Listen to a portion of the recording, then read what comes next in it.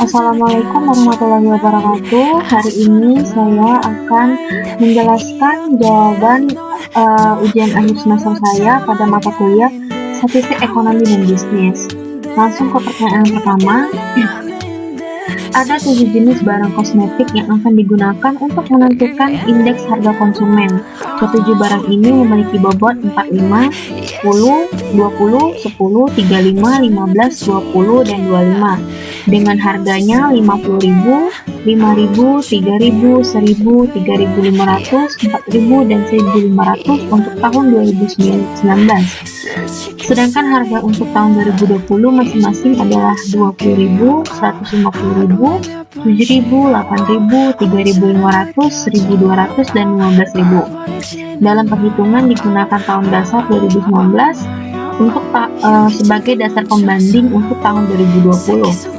Dari data di atas, buatlah tabel indeks harga konsumen dan hitung serta analisa indeks harga konsumen untuk 7 jenis barang kosmetik di atas.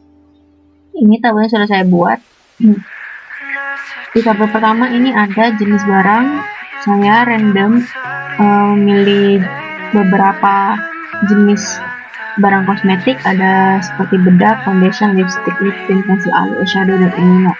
Dengan bobotnya dimasukkan 45, 20, 10, 35, 15, 20, 25. Dengan total bobotnya ada 170. Untuk di tahun 2019, harga satuannya yang pertama ada 50.000, 5.000, 3.000, 1.000, 3.500, 4.000, 1.500.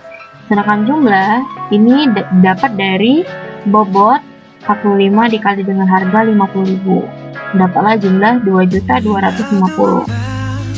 Begitu juga seterusnya untuk di bawah 100.000, 30.000, 35.000, 52.500, 80.000, 37.500. Total jumlah pada tahun 2019 itu adalah 2.585.000 rupiah. Untuk di tahun 2020, yang pertama ada harga 20.000, 150.000, 7.000, 8.000, 3.500, 1.200, dan 15.000. Untuk jumlahnya sama, harga ini dikalikan dengan bobot ini, dapatlah hasil 900, 3 juta rupiah, 70.000, 280.000, 552.500, 24.000, dan 375.000. Total semuanya ada 4.700.500 rupiah. Nah,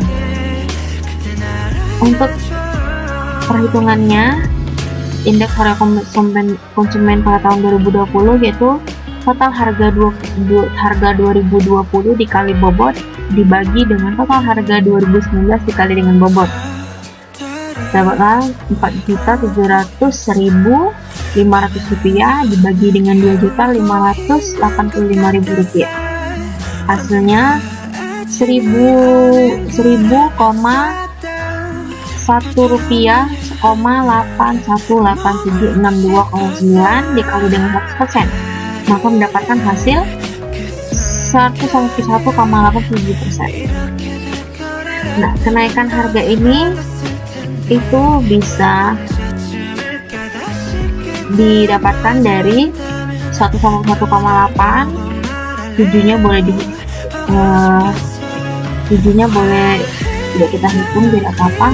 Kenaikannya 1,818 kali lipat dari 2019. Hasil ini didapatkan dari 181,8 dibagi dengan 100. Nanti ke soal nomor 2. Mengapa seorang akuntan perlu mempelajari statistika? Apa peran statistika dalam mempelajari bidang akuntansi? Dan apakah kegunaan statistik dalam bidang ilmu akuntansi? Jelaskan.